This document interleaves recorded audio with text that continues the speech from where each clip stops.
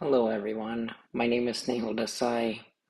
Um, so I'm just gonna briefly talk about meclizine and some of the histamine effects, or as it does, like blocks the histamine receptors, particularly H1 receptor.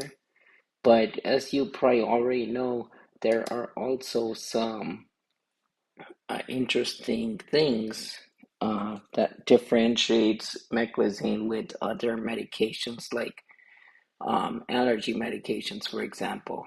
So if we say we have like this medication, cetirizine, and you already know cetirizine as like Zyrtec or um,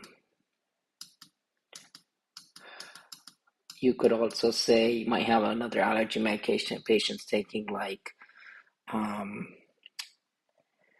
uh, let's see, um, Claritin, for example. In other words, generic loratadine. Okay.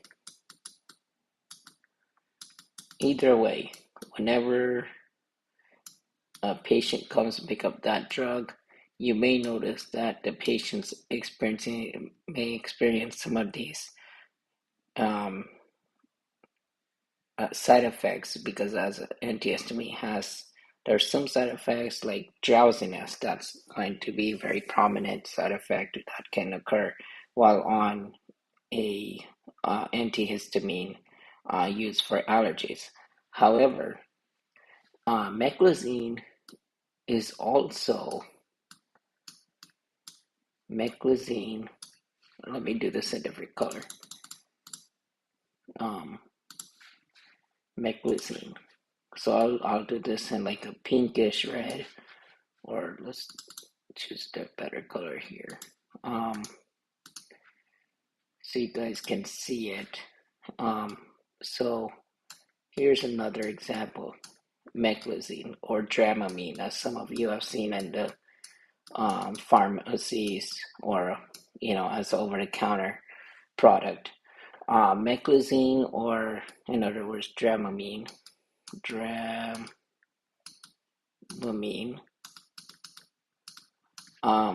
that's also antihistamine. But what makes these two different? What makes an allergy antihistamine different from a meclizine antihistamine different?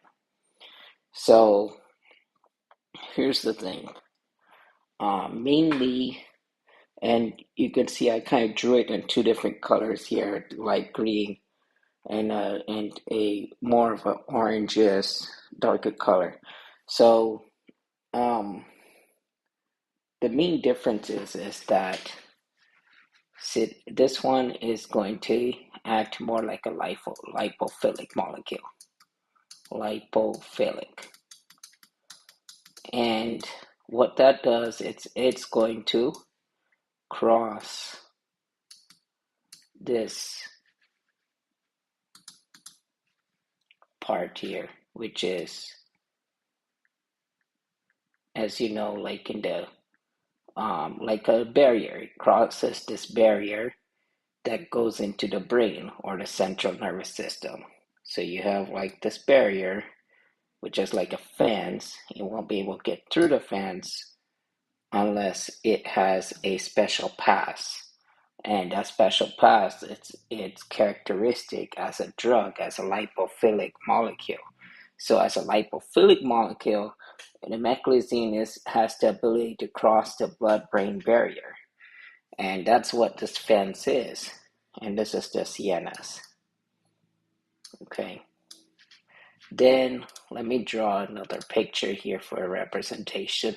Here, you can see here like a patient, usually they might feel they need a decongestion, or they need something for cough, or something for their allergy, sneezing, those kinds of things.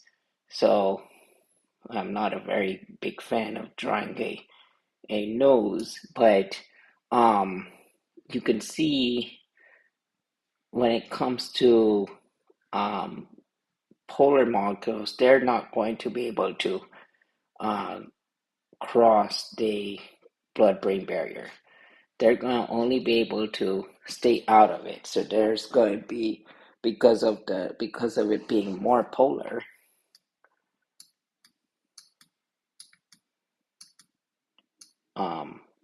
it's only going to work around the outside of the brain.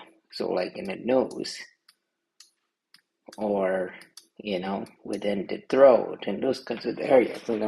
It's not going to work in the brain. So that's why this separates the mechanisms between these two types of antihistamine agents. The meclizine, it may have some certain effects or some small effects in treating some allergies.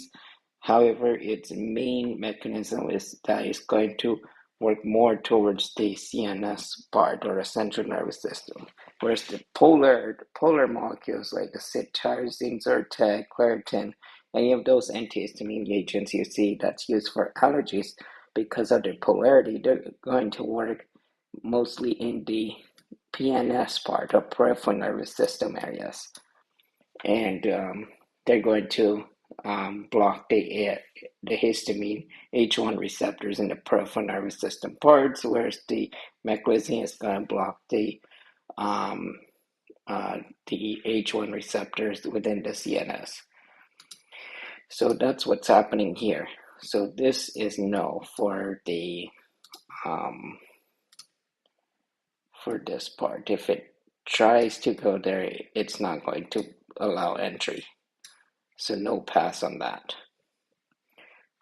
But it will allow meclizine to um, cross the central nervous system and help for treating things like motion sickness, vertigo, those kinds of things. Whereas Zyrtec, because it's going to work in the peripheral nervous system parts, it's only going to help with things like sneezing, congestion, um, and all of those types of things that occurs outside of the brain. So um, that's the main difference here. I just wanted to point it out and just wanted to show you all, just to um, help you understand a little bit about the pathways here. So that's it. If any of you have any questions, please feel free to let me know. I hope this video has been helpful. Thank you. Bye.